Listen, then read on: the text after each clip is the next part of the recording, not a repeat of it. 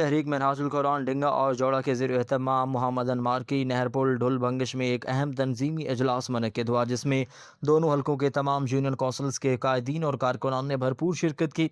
इजलास की सदारत ज़िले सदर तहरीक मिनहाज ज़िला गुजरात डॉक्टर सैयद हारून शाह बुखारी ने की, जबकि डिविजनल नाज़म गुजरात डिविजनल हाजी चौधरी मोहम्मद अकरम ने मुआवनत के फ़राज सर अंजाम दिए। इजलास से खिताब करते हुए सैयद हारून शाह बुखारी ने तनजीमी अमर पर जामिया ब्रीफिंग दी और कारकुनान को फ़ाल किरदार अदा करने की हिदायत की। इजलास के दौरान बाहमी मुशावरत से तनजीम नौ करते हुए नई जिम्मेदारियों का ऐलान किया गया, जिसके तहत तहसील हल्का जोड़ा के लिए कैसर हुसैन जरगर को सदर और कासिम हुसैन